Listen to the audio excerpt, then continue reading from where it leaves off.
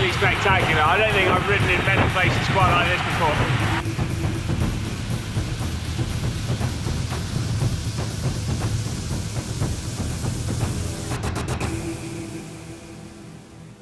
We're here at the start line of the biggest GranFondo in North America, the RBC GranFondo Whistler. Yeah, Jeremy and I are here to take part and also to try and finish fast enough to actually qualify for next year's GranFondo World Championships, which is going to be taking place at this very event in September 2020. And as two ex-pros, you would think we'd be prepared for a GranFondo against 5,000 other riders, but I've never done a GranFondo before. Nope, we have no idea how hard this is going to be.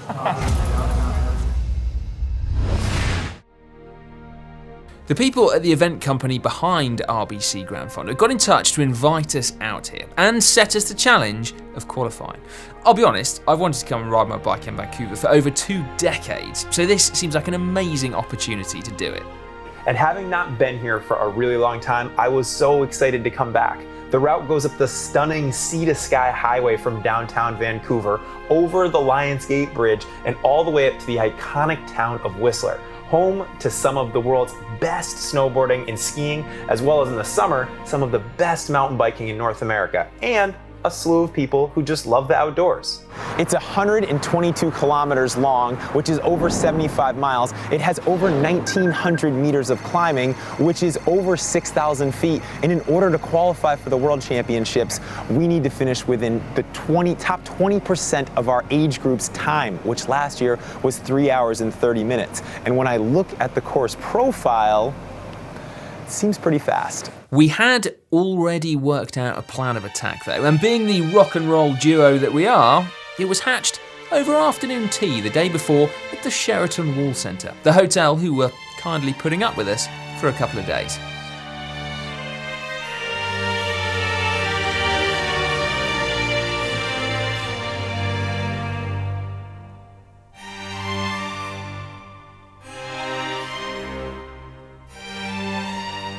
I'll be honest, Jeremy, I really want to beat you tomorrow. I want to beat you too. But I think we should work together. Yeah, okay. How's your training been? Awful. You? And not good. Should we carb load instead? Yes.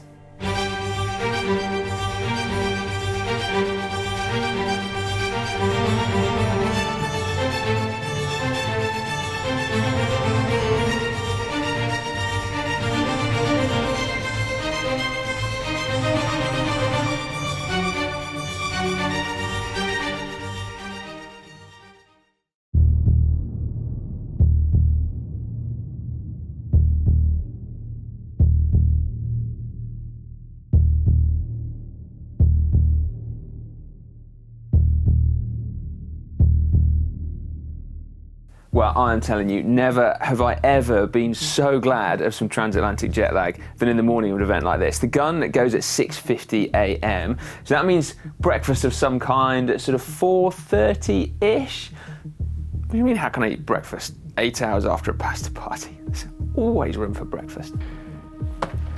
Saddlebag, multi-tool, tubes, tons of food, race numbers, shoes, helmet, glasses, mini pump, heart rate monitor strap so we know how hard we're going and when to shut it down, shorts, jersey, agua, because Simon's been talking a big game. Like, he's not stopping at any of the rest stops, but I'm not going past the cookie stop. I don't care how hard we're going, I'm stopping. And a long sleeve jersey to give to somebody at the start so I don't get cold. Whole stash of Enovit energy gels, and I've got a bar in there as well. Then I'm also going to take a gilet just to stash in my back pocket in case it gets a bit colder at altitude, or maybe even to start with. Likewise, a pair of arm warmers. There should be enough room in my pockets to stash them when it does warm up a little bit later. And then I think the last thing I'm going to squeeze in there is a cheeky little GoPro, because I'm going to vlog the out of it.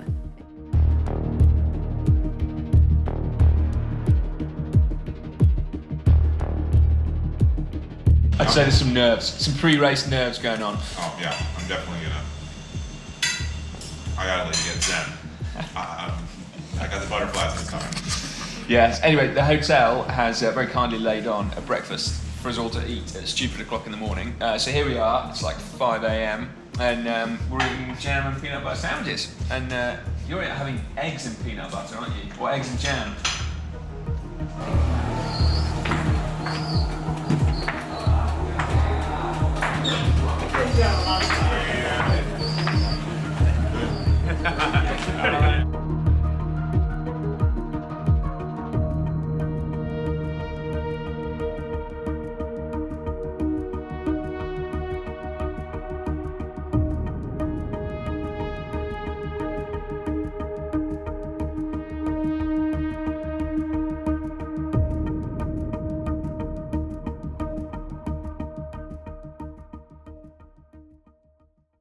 Right, we've got 2 minutes to go. Between me and Jeremy, we've got Alex Steeder, who is the first North American to have ever worn the yellow jersey of the Tour de France. We'll catch up with Alex a little bit later.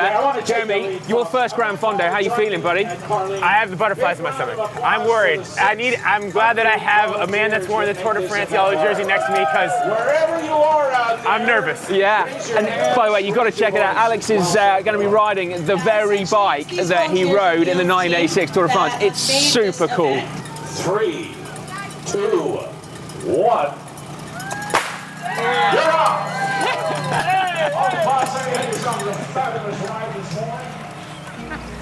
I had to do it.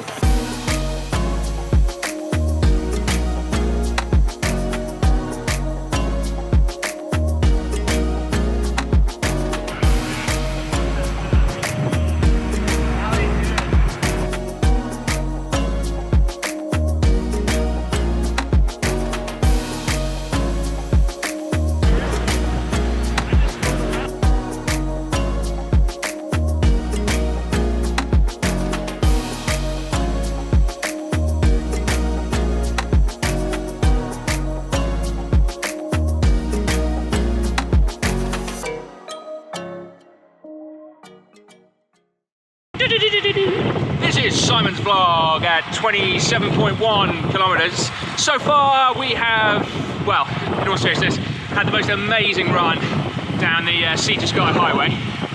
It's a nice fast rolling road, but there's quite a lot of kickers in it, so you can sort of deceptively hammer your legs, I think, a little bit. Jeremy, wily old pro that he is, has been ducking and diving, but we've been riding now for 51 minutes 38 seconds, and as a former cyclocross pro, I know that he's only got about an hour and 5 minutes in him, so I'm expecting him to blow in, well, probably about 13 minutes time. So hopefully I'll document that on camera. We'll see what happens. But the views so far have been absolutely mind-blowing.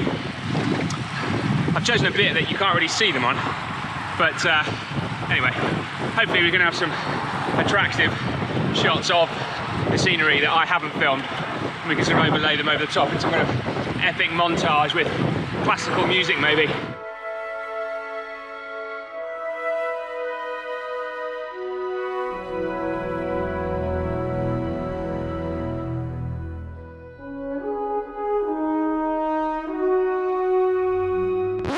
Yeah, like that. Well, things are starting to get a little bit spicy now. Jeremy and I got carried away on the KOM, and then we've now just been caught by basically the race group. So we're just going to get involved, see what happens. There's some team tactics going on. These boys, Hemlock, pretty well represented, and they've got a guy down the road who's currently solo. So it's going to be a little bit jumpy till another move goes, and we're just going to hang in here for grim death.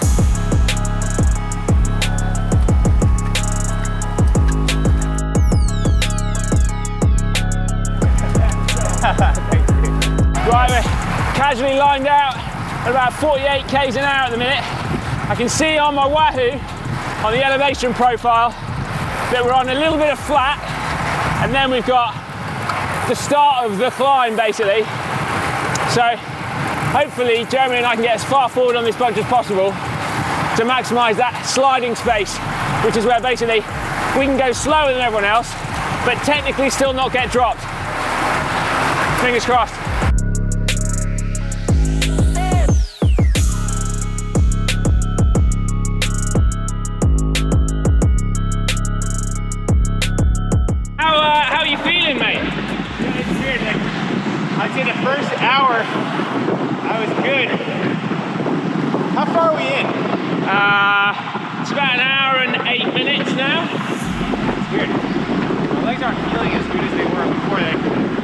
trying to shake him out. That's why I found a little hard there for a second. So I feel like not great. No, okay, mate. Well, you just dig in, and you'll be right, mate. You'll get your second win. Okay. Good job, buddy. Thank you.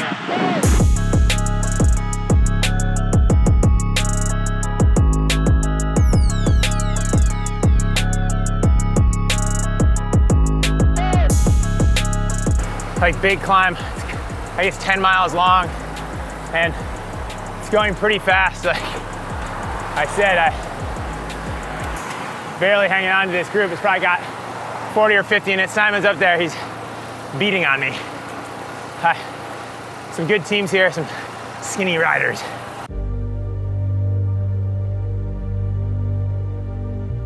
Okay, this is Simon's vlog, 72.2 kilometers. I've been doing some complex maths. So you can see on my Wahoo that it's pretty much uphill all the way from here to the finish.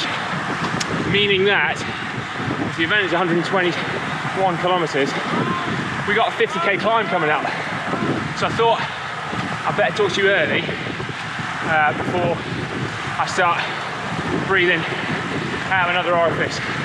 Anyway, you can see still hanging in. There's a lead group. Germany's in it too somewhere. Let's see how long we can last for.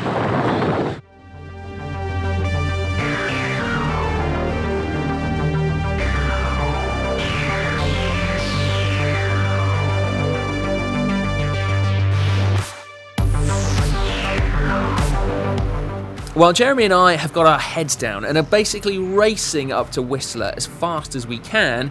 It's got to be said that for the vast majority of the nearly 5,000 riders taking part, actually savouring the ride is far higher up their agenda. For many, getting a sub 4-hour time is the goal, or shaving time off their efforts from previous years. For others though, it's simply about completing their very first epic ride. For everyone though, the stoke levels are high. I need to hide the pain face behind oversized eyewear. Simon just caught up to him, and he wanted to know if I had been in the group the whole time. I told him I had been, just getting ready to pounce. I'm playing mind games for when I... Oh!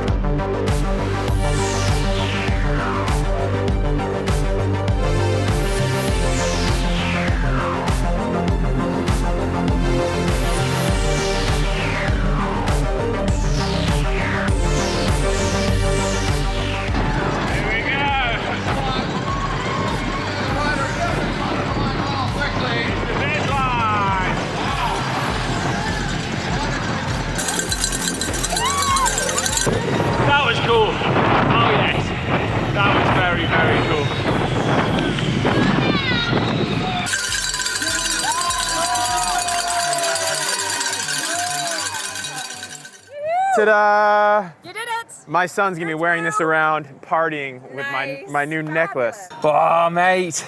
That was cool. That was cool. How did you find it? Hard. I was hurting. Yeah, I can't say I've done that much riding in a while. It's been about 4 months. I was looking back, thinking about this 3,000 plus kilojoule ride. I was suffering, and I don't think, I have to be honest, that I knew what I was getting myself into entirely. I had no idea. I didn't bring the right food. I definitely didn't bring like the bike and tires, all the things that I would have ridden. I really didn't prepare quite right. Well, I hope that we qualify. Well, this is it. We've got to keep our fingers crossed, man, haven't we? Because the trouble is, like, we got caught by the fast group because we had a little head start. Yeah. So that means technically we finished 10 minutes down on wherever we finish with those riders. So we're going to have to keep off. Yeah, it's a little firmly demoralizing, but they crossed. had the group and they had the momentum. You know what it's like when it's racing? Yeah. Yeah, we were kind of like, we were out there. We Enjoying were it. kissing babies, just hanging out, doing our thing. Well, it's telling actually. I looked at the view for the first 50, 60K and thought it was the most amazing thing I've ever seen. And then when we got caught by the bunch, I forgot to look at the view. So actually there's a whole load of sea to sky highway that I haven't actually seen yet.